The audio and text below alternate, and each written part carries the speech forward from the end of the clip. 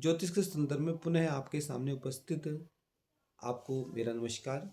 और विशेष रूप से आज ज्योतिष, क्योंकि काल काल कहते हैं समय को, निर्गुण निराकार है।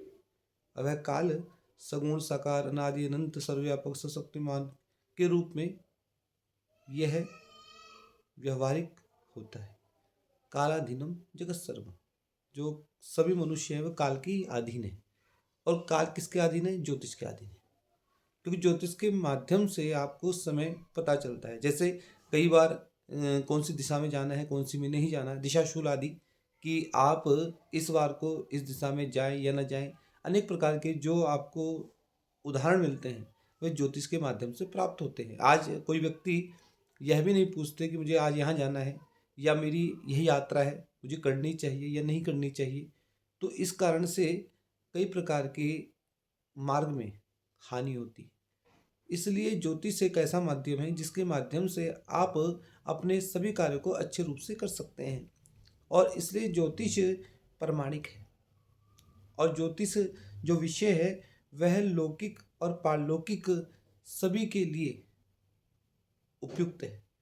इसे ज्योतिष जो निर्धारण करता है उसी माध्यम से आपको चलना चाहिए। ज्योतिष शास्त्र सभी के कल्याण के लिए है और ज्योतिष शास्त्र के माध्यम से ही आपको फल प्राप्त होते हैं। लेकिन आप सोचें कि तुरंत फल प्राप्त हो जाए, तो ऐसा संभव नहीं है। क्योंकि यदि माली भी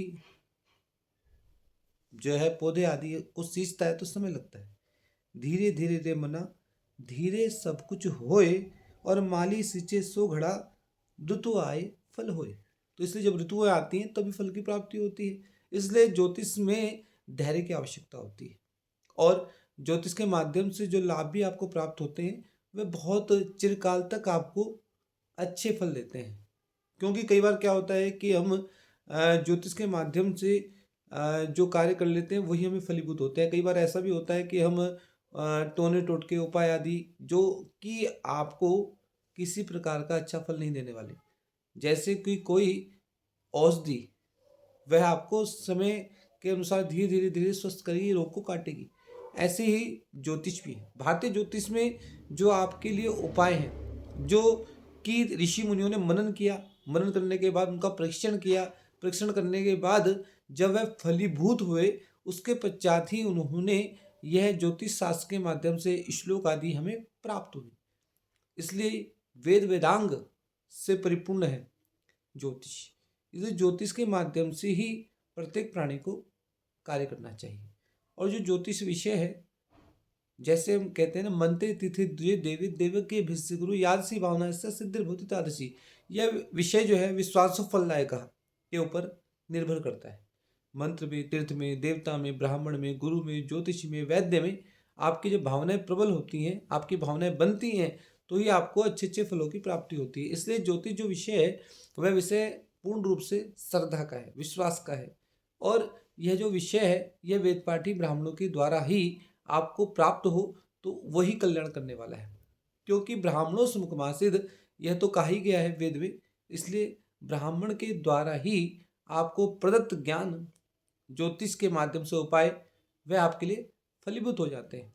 क्योंकि भारतीय ज्योतिष में देवताओं की पूजाएं बताई गई। यदि ग्रहों की बाधा आपको अधिक सता रही है तो हम ज्योतिषी वैद्य का काम करते हैं। जैसे वैद्य अच्छी औषधि देते हैं, अच्छे समय पर देते हैं, ऋतु आदि को देखते हुए देते हैं। उसी प्रकार से ज्योतिष में भी जो उपाय बताए जाते हैं वह समय अनुसार ही बताए जाते हैं, परिस्थिति अनुसार बताए जाते हैं। जो समय उपयुक्त हो उसी आधार पर उपाय आदि बताए जाते हैं।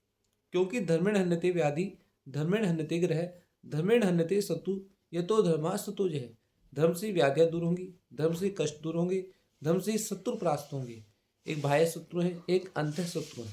कई बार क्या होता है कि हमारे अंतर के जो शत्रु हैं, जो हमें काम नहीं करने देते, काम, क्रोध, लोभ, मोह, मत्सर, विद्या आदि, आसक्ति आदि, और इस प्रकार के जो अंतःकरण में जो शत्रु हैं उनको परास्त करने के लिए आपको उपासना बताई जाती है। उपासना का अर्थ है कि देवताओं के समीप जाना।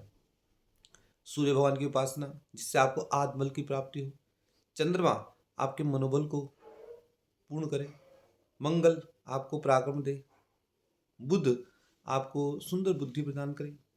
और बृहस्पति बुद्धि विवेक प्रदान करे, ज्ञान प्रदान करे, गुरु कृपा प्रदान करे। शुक्र आपको सुख संपत्ति वैभव प्रदान करे और शनि आपको संघर्ष करने की शक्ति प्रदान करे। राहु आपको बाहुबल प्रदान करे। केतु आपके परिवार की उन्नति करे। इससे जो ग्रह हैं, जब ग्रहों की बाधाएं आती है कि अब शनि की महादशा चल रही है, शनि की 7.5 चल रही है, या राहु की महादशा चल रही है, केतु की महादशा चल रही है, तो यह जो ग्रह हैं, यह पाप ग्रह आदि, यह आपको जीवन के लिए आवश्यक है। जब इनकी दशाएं आती हैं तो आपको यह सिखाते हैं, इसलिए इनको टीचर भी कहा गया है। क्योंकि यह जो ग्रह हैं, यह आपके जीवन में जब भी आएंगे तो आप कुछ ना कुछ नया सीखते हैं। इसलिए हमें अपने जीवन में यह बात ध्यान रखनी चाहिए कि जो नवग्रह आदि हैं हमारे लिए अनुकूल रहे, उसी अनुसार हम कार्य भी करें। क्योंकि राहु की महादशा में सता रही है और हम अनेक प्रकार के व्यसन आदि कर रहे हैं, बुरे कृत्य कर रहे हैं, तो हमें सावधान हो जाना चाहिए। हमें उन सब बुरे कृत्यों को छोड़ देना चाहिए, अपनी प्रवृत्ति को सही करना चाहिए, अपने को अच्छे मार्ग की ओर ले जाना चाहिए, अध्यात्म की ओर ले जाना चाहिए, सत्संग की ओर ले जाना चाहिए और अपने हाथों से अधिक सेवा करनी चाहिए। इसलिए जो पाप ग्रह आदि, इनकी जब दशाएं अंतर्दशाएं प्रत्यंत दशा आदि चलती हैं, वर्षफल में मुद्रा दशा आदि चलती हैं, तो अति सूक्ष्म गोचर आदि कुंडलियों में जो दशाएं चलती हैं, उस समय आपको अपने में सुधार करना चाहिए। क्योंकि कई बार क्या होता है कि आपको अनेक प्रकार के जब मेहनत अधिक कर रहे हैं तभी प्रभाव बुरे मिलते हैं, तो इसका अर्थ क्या है कि हमें अपने अंदर सुधार करना है।